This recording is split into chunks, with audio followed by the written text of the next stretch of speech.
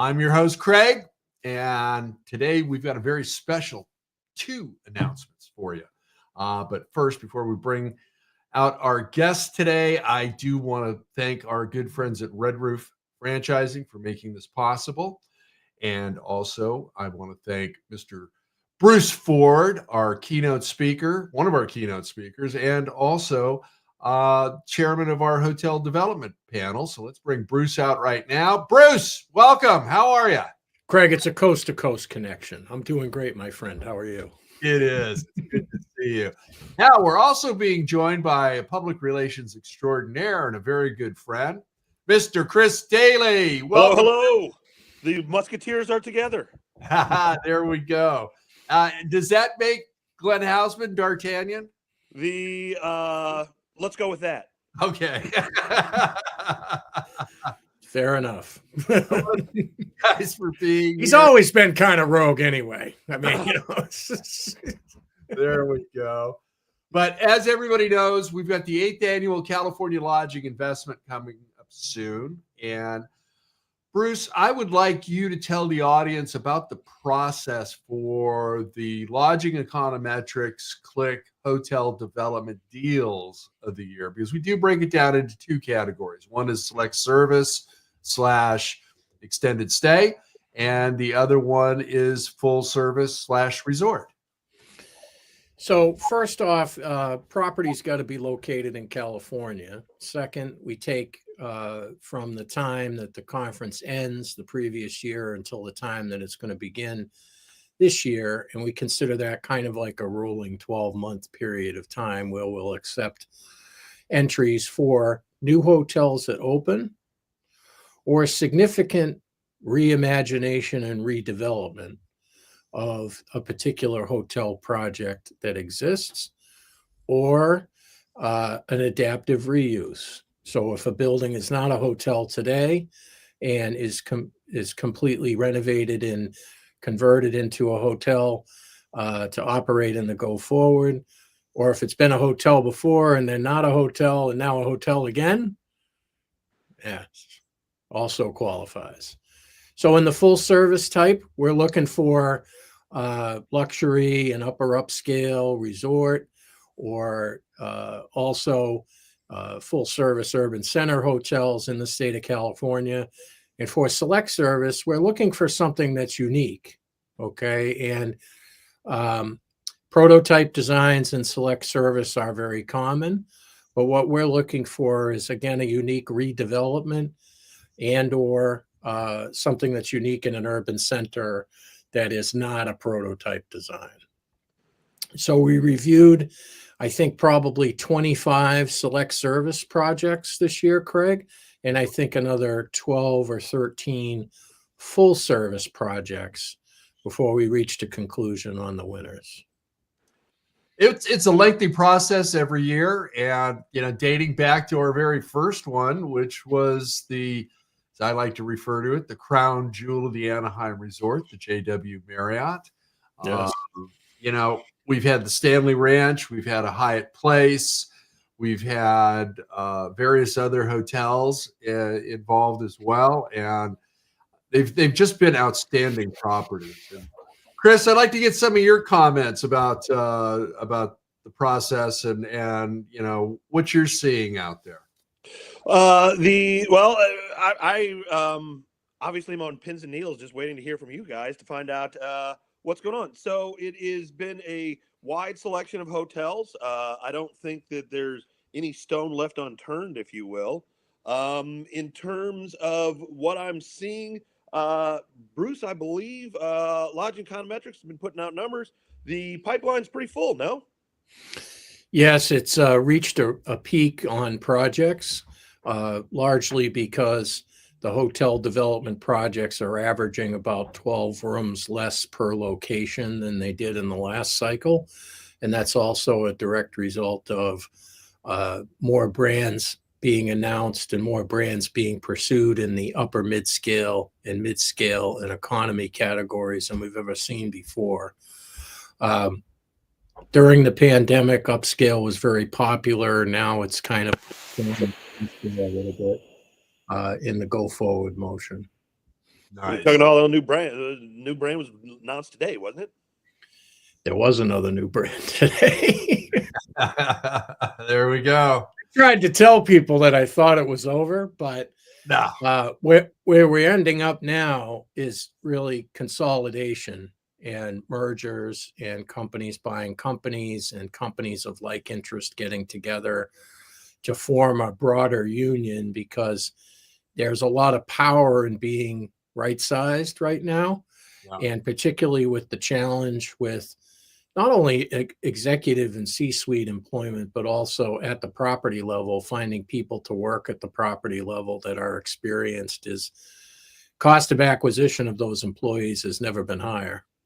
And as a result, it's caused some consternation, which is why, even though we have ultimately 25% growth in revenue post-pandemic at the property level, it's all been eaten by inflation and rising costs for other things. So the industry's not in a bad place. There's just some bad real estate deals out there that are going to work themselves out this year. Exactly. Craig took out his workbook the other day, dusted it off. It's like, I got to remember all this stuff because I've done it 14 times in my career. Yeah. And I called the author to see if they did an update yet. They said, "Oh, Craig, that's a great idea." The fact is that we think we learn our lessons when we come out the other side, but that isn't always the case. But sometimes external economic factors have an impact. And many owners and management companies are dealing with an issue of they did what would be natural during the pandemic, which would be to extend and pretend.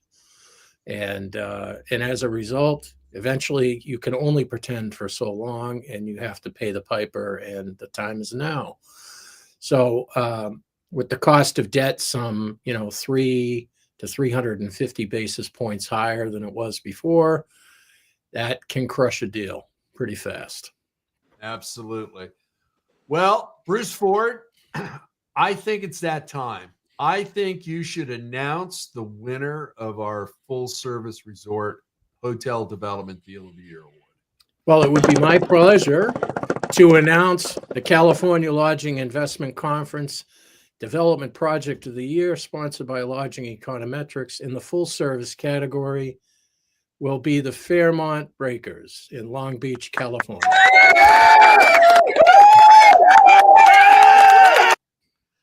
Beautiful hotel. Absolutely.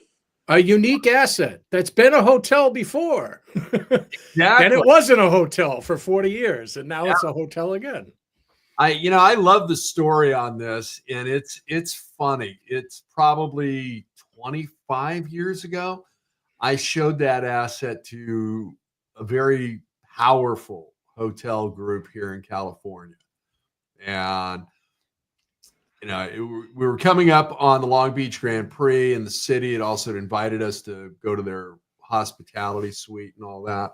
And they said, this is never going to turn back into a hotel. You never get the people. I said, no, it's going to. And this is an opportunity for you. Now, it took 25 years to make that happen. But, some of our coastal assets, it took 20 years to build. So, but yeah, this hotel is almost 100 years old. Next year, matter of fact. It's a beautiful hotel back in its day. Economic decline. I can't wait to take a tour while we're there, Craig. We are going to be in Long Beach for the conference. We're going to be right across the street, so that's it's coming. Be part of it, and hopefully the owners are watching this today. So, congratulations to you. You can tell your story about the development on this hotel at CLIC 8 when you receive your award, and then. Bruce Ford, unfortunately, I wasn't able to get a picture of our other winners, but would you announce the winner for our select service extended stay category, please? So the California Lodging Investment Conference Development Project of the Year, sponsored by Lodging Econometrics, for the select service category will be the Red Roof Inn and Hometown Studios located in Ridgecrest.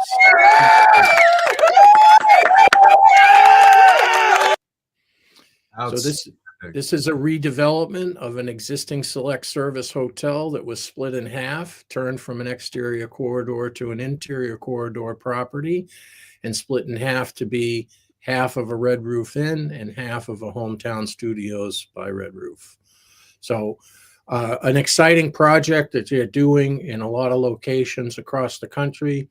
Really seems to take an aged mid-scale product and make it a brand new mid-scale product. So we applaud Red Roof and the development team for looking forward to do this and really taking advantage of extended stay demand that might not be serviced.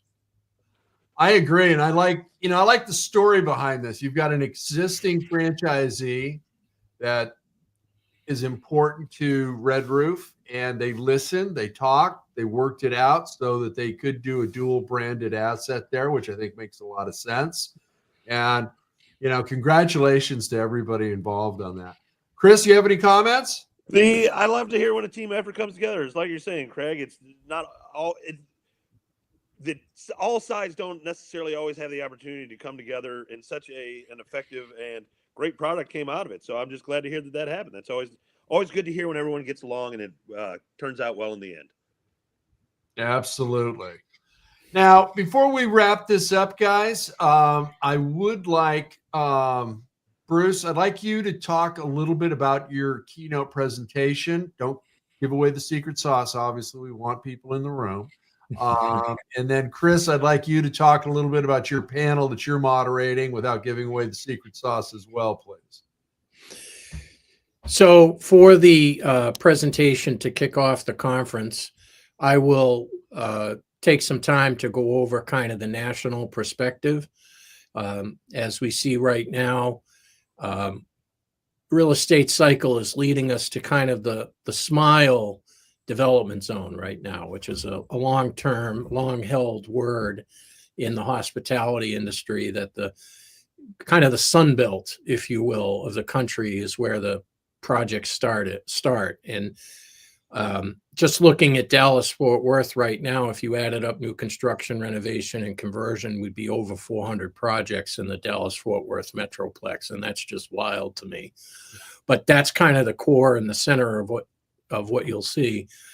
But as we get over towards California, we'll deep dive into markets, talk a lot about all of the real estate characteristics of opportunity that are happening in those markets, from new construction to renovation to conversion and to sales transactions. So I think we're going to do 10 different markets in California. And of course, I'll be attending the event throughout the time and available to get into a deeper conversation about any of those markets. All the information you'll see on the Lodging Econometrics presentation is procured and researched and maintained by LE. Individual line items are available for all the numbers you'll see on the presentation. Perfect. Chris? I'm waiting for Bruce to write my speech still, but in the interim, we'll be getting together. I've got some great folks on the panel, owners, fellow PR experts, people from AHLA, and we're going to be talking about crisis communications, I believe, particularly how it can impact your hotel and kind of the proactive steps that we think are important, so that when the unthinkable does happen, it's unfortunately we're places of public business, and it's not a matter of if, it's just a matter of when. So we're going to talk about what you can do to get in front of things so that you're that much better prepared. Love it. Gentlemen, thank you for joining me today. And just before we sign off, we're really excited for CLIC 8. Join us March 5th and 6th. Great information, great networking. We've got 8 brands there. We've got lenders that are still making loans. We're getting deals closed. It's networking, it's personal development and education on the California hotel market. So if you're in the California hotel market or want to be, you should be there. Bruce, did you want to add something? Chris, did you rent the dunk tank yet for Craig? I'm just bringing mine from home. Okay. Well, in that case, I'm going to put up, hey, we got a couple of awards this year. So I want to thank the International Hospitality Institute and Global Hospitality Magazine added to our collection of awards for CLIC Connect and Friday Night Audit with me and Glenn Hausman. So that was very good, and I appreciate all of that. Congratulations, Craig. Thank You're you. doing good Here. stuff out there. Thank you. Now, everybody, remember, be kind, share your knowledge, go be amazing.